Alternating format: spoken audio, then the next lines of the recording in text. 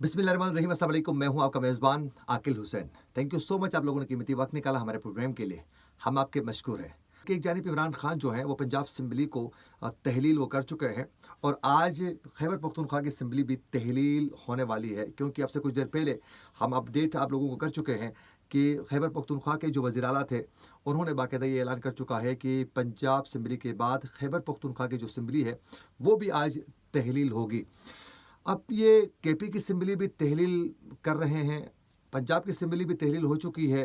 अब ये समझ में नहीं आता है कि आप सूबों में अपनी जो हुकूमत है उसका ख़ात्मा करना चाहते हैं, ख़ात्मा कर रहे हैं, और फिर आपके गुफ्तार और फिर आपके किरदार में तज़ाद क्यों है।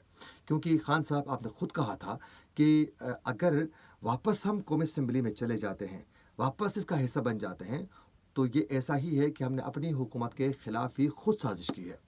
मज़ीद क्या कहा है, ये जरा ये वीडियो आप लोग खुद सुनिए। क्यों वापस जाएंगे हम, जब हमें पता है कि एक साजिश के तहत ये हमारे ऊपर मुसल्लत किए गए हैं।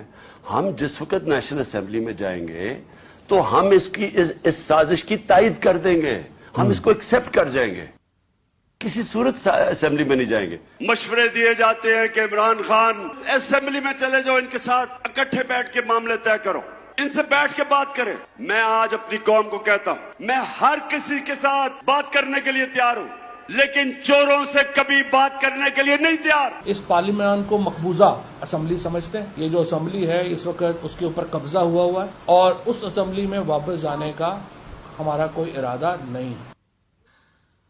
नाज़रीन, अभी आप खुद फैसला करें कि खान साहब का पहले वाला ये जो मौक़िफ़ है, इसको सुनने के बाद, ये गुफ्तगू सुनने के बाद, क्या आप लोगों को लगता है कि खान साहब को दोबारा पार्लियामेंट में जाना चाहिए? क्या उनको दोबारा कौमी असम्बली का हिस्सा बनना चाहिए?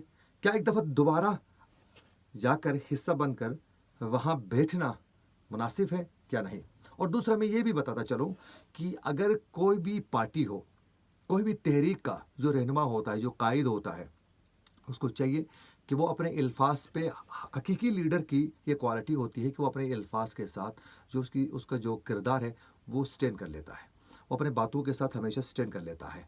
वो अपना नुकसान कर लेता है, लेकिन उसूलों के साथ कंप्रोमाइज़ नहीं कर लेता है। वो जो कहता है सोच समझ के कहता है, और फिर उस पर अमल पैरा रहता है, और फिर वो साबित करता है दुनिया को कि मैं जो बोल रहा हूँ उस पर अमल भी कर लेता हूँ। ऐसा नहीं है कि पहले जो कहा उस पर बाद में यू टर्न ले लिया, फिर बाद में कुछ और कर लिया, वो जी मुझसे ये गलती हुई थी, दोबारा मैं ये गलती ठीक कर रहा हूँ। यानी आप इक़्तिदार में आएंगे, गलतियाँ करेंगे, वापस निकलेंगे, दोबारा कहेंगे मुझसे वो गलती हुई थी, अब दोबारा मुझे इक़्तिदार आप लोग दे दें, मैं ठीक करूँगा, या फिर मुझसे वो गलती हुई थी, अब दोबारा मैं गलती ठीक कर लूँगा। ये इस तरह कोई भी पार्टी का कायद या फिर किसी तहरीक का लीडर नहीं बन सकता है।